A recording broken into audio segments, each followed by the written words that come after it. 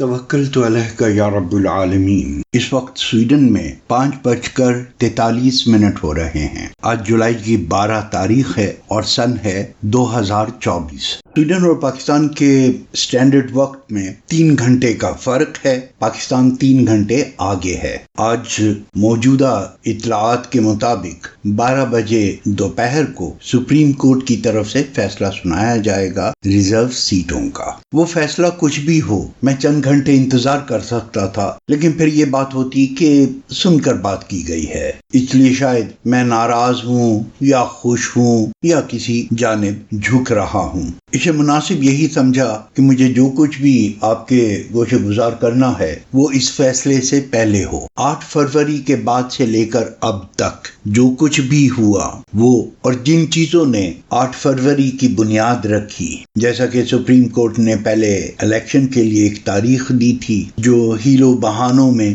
گزر گئی اور سپریم کورٹ بالکل بے بس ہو کے رہ گیا۔ کوئی سومو موٹو نہیں لیا گیا، کوئی توہین عدالت کا نوٹس جاری نہیں ہوا، سکندر راجہ صاحب اپنی منمانی کرتے رہے۔ میں شروع ہی سے اس طرز عمل کے خلاف رہا ہوں کہ اگر الیکشن میں کوئی دھاندلی ہوتی ہے تو اس کی رپورٹ الیکشن کمیشن ہی کو دینی پڑتی ہے۔ عجیب منطق ہے۔ الیکشن کمیشن کے جو سربراہ ہیں ان کے پاس ایک ہائی کورٹ کے جج کی طرح کی ثوابدید ہے، ان کی حیثیت بھی ایک جج کی طرح کی ہے۔ غور کیجئے، یہ لوگ 5 سال تنخواہ وصول کرتے ہیں تمام بینیفٹس کے ساتھ، اس کے بعد الیکشن کرواتے ہیں، اور جب ان سے کہا جائے کہ فلاں تاریخ کو الیکشن کراؤ تو کہتے ہیں کہ اس کے لیے تیاری نہیں ہے۔ تو بھائی تمہیں 5 سال کس بات کے دیے تھے؟ 5 سال کیا، 1 مہینہ پہلے سے بھی اگر تمہاری تنخواہ لگی ہوئی ہے تو تمہیں تو ہر وقت الیکشن کے لیے تیار رہنا چاہیے کہ کسی کے لیے بھی ضمنی انتخاب ہو سکتا ہے، کبھی بھی ہو سکتا ہے،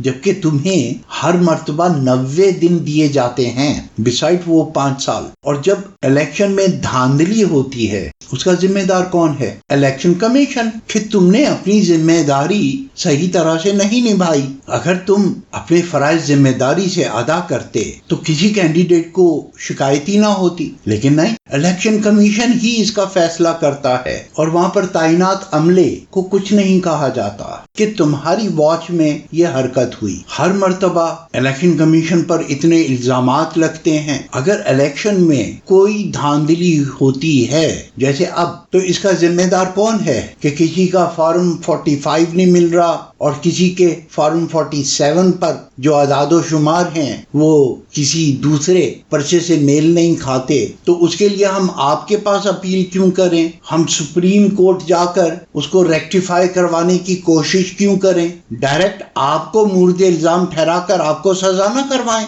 کہ اگر میرے ساتھ زیادتی ہوئی ہے تو آپ کے محکمے نے کی ہے، الیکشن کمیشن نے، اور آپ ہی کا عملہ وہاں پر موجود تھا جس کی موجودگی میں میرے ساتھ یہ واردات ہوئی، تو ذمہ دار آپ ہوئے، سزا آپ کو ملنی چاہیے۔ اور اگر میں کسی عدالت میں جاتا ہوں تو وہاں پر یہ ہونا چاہیے کہ اگر میں صحیح ثابت ہوتا ہوں تو الیکشن کمیشن کے عہدیداروں کو سزا ملنی چاہیے، جائے کہ میرے مخالف پر جرمانہ ہو۔ تو میرے نزدیک اس قانون میں تبدیلی ہونی چاہیے۔ Power is a corruption and absolute power is absolute corruption. تو الیکشن کمیشن کے پاس اتنے اختیارات نہیں ہونے چاہیے، اور ہر شکایت پر الیکشن کمیشن کے ذمہ داران اور مجاز افسران اور عملے کو سزا ہونی چاہیے۔ کسی کو جعلی ووٹ ڈالتے پکڑتے ہیں آپ تو اس کو پولیس کے حوالے کریں FIR کٹوا کر، اور عدالت اس پہ مقدمہ چلائے، اور اگر آپ اپنی ذمہ داری میں ناکام رہتے ہیں تو اس کی جواب دہی آپ سے ہونی چاہیے۔ آپ کا عملہ اپنی ذمہ داری پوری نہ کرے، آپ اپنی ذمہ داری پوری نہ کریں اور آپ پر کوئی انگلی بھی نہ اٹھائے۔ حد تو یہ ہے کہ آپ نے بھی دعوے کرنے شروع کر دیے، کنٹیمپٹ آف الیکشن کمیشن، خدا بنے بیٹھے ہوئے ہیں۔ جیسے یہ ثابت ہو کہ اس الیکشن میں دھاندلی ہوئی ہے اور ایک سرٹن لیول سے زیادہ ہوئی ہے تو الیکشن کمشنر سے اس کے عہدے کی شروع دن سے لے کر اس دن تک کی تمام تنخواہ اور تمام واجبات واپس لے لیے جائیں، اور اگر دھاندلی اتنی ہو جتنی اس دفعہ ہوئی ہے تو انہیں باقاعدہ جیل بھیجا جائے تمام عملے کو۔ جہاں جہاں یہ ثابت ہو کہ وہ ROs ہوں یا ریٹرننگ آفیسرز ہوں یا کوئی کوئی بھی چھوٹا یا بڑا اسے قرار واقعی سزا ہونی چاہیے۔ ایک فلم یاد آ رہی ہے، مالکم ایکس۔ لوگ ڈیمونسٹریشن کر رہے تھے، بہت شور کر رہے تھے، پولیس ان کے اوپر لاٹھی چارج کر رہی تھی، لیکن وہ شور بڑھتا چلا جا رہا تھا۔ مالکم ایکس صاحب بلڈنگ سے باہر نکلتے ہیں اور صرف اپنے ہاتھ کو تھوڑا سا ہلاتے ہیں، جیسے ایک قسم کا سلام کر رہے ہوں، یا جیسے تھوڑا سا لوگوں کو اپنی طرف متوجہ کر رہے ہیں۔ ایک دم سے سناٹا طاری ہو جاتا ہے۔ پولیس کمشنر اس وقت کہتا ہے اپنے ساتھ والے بندے سے، "This is too much power for one man." ایک آدمی کے لیے یہ بہت بڑی طاقت ہے۔ وہ ہمارے فوج کے سربراہ ہوں، یا الیکشن کمشنر ہوں، یا چیف جسٹس ہوں، ان لوگوں کو جو طاقت دی ہوئی ہے آئین پاکستان میں، وہ ایک انسان کے لیے بہت زیادہ ہے۔ اس بات میں اب کوئی شک کی گنجائش نہیں ہے۔ اس سے پہلے کی تمام سازشوں کو یا سازشیوں کو ایک نقطے پر جمع کر دیا، اور فزیکل ایویڈنس وہاں سے شروع ہوئی، سائفر کے اس پرچے کی حیثیت میں، جسے عمران خان صاحب نے ایک جلسے میں لہرایا بھی تھا، جس پر نیشنل سیکیورٹی کمیٹی کے اجلاس بھی ہوئے۔ افواج پاکستان سمیت، سیاستدانوں سمیت سب لوگوں نے اس میں حصہ لیا، لیکن اس کے باوجود کبھی اس کے وجود کا انکار کیا گیا، اور کبھی اس کی اہمیت سے انکار کیا گیا، اس کے متن سے انکار کیا گیا۔ مبینہ طور پر کہا جاتا ہے کہ اس کے اندر عمران خان کی حکومت کو گرانے کے لیے کہا گیا تھا، اور ایسا نہ کرنے پر سنگین نتائج بھگتنے کی دھمکی دی گئی۔ بظاہر حالات و واقعات نے یہ ثابت کیا کہ جو کچھ اس میں لکھا تھا یا مبینہ طور پر ویسا ہی کچھ ہوا۔ اب اگر ہم یہ مان کے بھی چلیں کہ اس کی وجوہات کچھ اور تھیں عمران خان صاحب کو ہٹانے کی، وہ آپ یوکرین وار کہہ دیں، ایبسولوٹلی ناٹ کا کہہ دیں، یا عمران خان اور باجوہ صاحب کے درمیان میں تناؤ کہہ دیں، وہ جو کچھ بھی، لیکن تاریخ ہمیں یہ بتائے گی جو ہمیں حالات بتا رہے ہیں، بالکل اس طرح سے کہ سائفر آیا، عمران خان کی حکومت گرا دی گئی، پھر اس کے بعد عمران خان سے ہمیشہ کا چھٹکارا پانے کے لیے ان پر مختلف قسم کے مقدمات قائم کیے گئے، وہ ذاتی زندگی سے ہوں، وہ ان کے عہدے سے ہوں، ان کی پالیسیز سے ہوں، ڈومیسٹک یا فارن افیئرز، جو کچھ بھی۔ قاضی فائز عیسیٰ صاحب نے ان سے بلے کا نشان چھین لیا۔ تمام پی ٹی آئی کے کینڈیڈیٹس نے انڈیویجولی مختلف نشانات پر الیکشن لڑا، لیکن یہ عمران خان صاحب کی حکومت چھوڑنے، یعنی نو کانفیڈنس ووٹ کا شکار ہونے، اور الیکشن تک جو واقعات ہوئے وہ، اور پھر الیکشن سے لے کر آج تک جو واقعات ہو رہے ہیں، ان تمام کو ہم ایک سوچی سمجھی، آپ اسے سازش کہہ دیں، آپ اسے پلاننگ کہہ دیں، آپ اسے لندن پلان کا حصہ کہہ دیں، جو کچھ بھی اسے نام دیں، اس کی ذمہ داری 3 اشخاص پر ہوتی ہے۔ افواج پاکستان کے سربراہ، ان کا اس معاملے میں اچھا یا برا کردار، سپریم کورٹ کے چیف جسٹس، ان کا بھی اچھا یا برا کردار، اور الیکشن کمیشن کے سربراہ، ان کا بھی اچھا یا برا کردار۔ اب انفرادی طور پہ ہو تو، اور تینوں کے مل بیٹھ کر فیصلے کرنے پر ہو تو، جو کچھ بھی ہوا، ان تینوں افراد نے اپنی اپنی جگہ پر جو فیصلے بھی کیے، اس کے اثرات ہیں جنہیں پوری قوم جھیل رہی ہے، عمران خان صاحب کے جانے اور آج متوقع 12 بجے کے فیصلے تک۔ جیسے میں پہلے کہہ چکا ہوں، فیصلہ کچھ بھی ہو۔ اس دوران 9 مئی کا واقعہ ہوا، جسے بہت کیش کرانے کی کوشش کی گئی۔ میں اس کی ڈیٹیل میں نہیں جاؤں گا، کیونکہ ویسے ہی بہت ساری باتیں بڑی ایبسٹریکٹ سی ہو رہی ہیں۔ جو اصل معاملہ ہے وہ میں یہ ثابت کرنے کی کوشش میں ہوں، یا یہ سمجھانا چاہتا ہوں کہ ان میں سے کوئی بھی حرکت نادانستگی میں نہیں ہوئی، پری پلان تھی۔ وہ 9 مئی تھا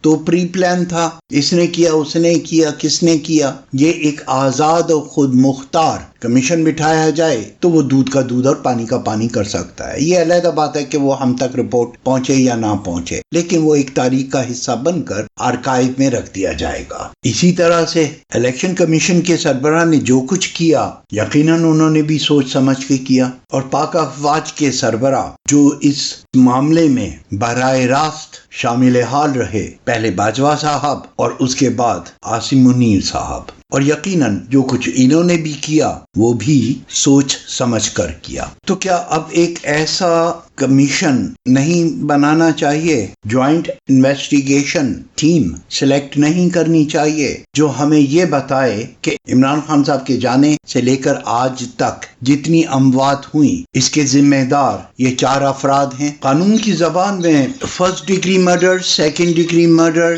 مین سلاٹر، والنٹیئرلی مین سلاٹر، کسی بھی قتل کے پیچھے یہ 4 نکات ہوتے ہیں۔ میرے نزدیک یہ قتل عام جو ایک ساتھ ہوا ہو تو یا علیحدہ علیحدہ، اس کے ذمہ دار یہی 4 افراد ہیں اور کھلی عدالت میں ان پر مقدمہ چلنا چاہیے۔ ان کے غلط فیصلوں کی وجہ سے اتنی اموات ہوئیں، ان کے غلط فیصلوں کی وجہ سے 9 مئی ہوا، ان کے غلط فیصلوں کی وجہ سے جلسے جلوس نکلے، ان کے غلط فیصلوں کی وجہ سے پولیس نے وہاں گولی چلائی، ان کے غلط فیصلوں کی وجہ سے چادر اور 4 دیواری کے تقدس کو پامال کیا گیا، ان کے غلط فیصلوں کی وجہ سے آج پاکستان کی بہت سی بیٹیاں جیل میں بند ہیں، سڑکوں پر بالوں سے پکڑ کر گھسیٹ کر جو جیلوں میں ٹھوس دی گئیں۔ اور اگر یہ تسلسل قائم رہا آج کے فیصلے کے بعد تو یقیناً یہی 3 لوگ اس کے بھی ذمہ دار ہوں گے۔ آپ لوگوں کا مجھ سے متفق ہونا ضروری نہیں، کسی قسم کا کوئی کمنٹ کر کر اپنی شناخت کو کمپرومائز مت کیجیے گا۔ اپنے کہے کی تمام تر ذمہ داری میں لیتا ہوں۔ وہ قاضی فائز عیسیٰ صاحب کو قاتل ثابت کرنے پر، عاصم منیر صاحب اور باجوہ صاحب کو قاتل ثابت کرنے پر، اور سکندر راجہ صاحب الیکشن کمشنر کو قاتل ثابت کرنے پر، کیونکہ میرے نزدیک اس کے لیے کوئی مزید ثبوت یا ایویڈنس کی ضرورت نہیں رہتی۔ یہ لوگ قاتل ہیں اور اب تک کے تمام نقصانات کے ذمہ دار ہیں، اس لیے ان لوگوں کو قرار واقعی سزا دی جانی چاہیے۔ مشرف صاحب کے لیے فیصلہ سنایا تھا ایک جج نے کہ ان کی لاش کو 3 دن تک لٹکائے رکھا جائے۔ ان لوگوں کے لیے کیا سزا ہونی چاہیے؟ قدرت تو فیصلہ کر چکی ہے، اب دیکھنا ہے کہ ان کی سزا کن ذرائع سے آتی ہے۔ گرویدہ دل کے ساتھ دعا گو ہوں اللہ پاکستان اور پاکستان کے حامیوں کو اپنے حفظ و امان میں رکھے۔ فی امان اللہ۔ الحمدللہ رب العالمین۔ ابھی خبریں سن رہا تھا، یہ بتا دوں کہ اب فیصلہ آ چکا ہے اور آپ سب نے سن لیا ہوگا، پتہ نہیں یہ کب وائرل ہوتا ہے۔ اعظم نذیر تاڑڑ صاحب وزیر قانون، انہوں نے ایک بڑی خوبصورت جبڑی ماری ہے۔ ہنسی آتی ہے کہ ایسے بندے کو وزیر قانون لگا دیا گیا ہے، یہی 3 لوگوں کی سازش سے۔ فرماتے ہیں کہ سیٹیں پی ٹی آئی کو دے دی گئیں جبکہ سنی اتحاد والوں نے پٹیشن کی تھی، تو اس بخیل العقل وزیر قانون کو یہ سمجھانا چاہتا ہوں کہ اگر میرا والیٹ ہو، اس میں میرا آئیڈینٹی کارڈ ہو، اس میں میری تصویر ہو، اور وہ کوئی لے کے کسی میں بانٹ دے، اس میں سے پیسے نکال کے، اور میں کسی بھی وجہ سے لیٹ سے دکھ میں، پریشانی میں یا باقی معاملات میں مصروف ہو جاؤں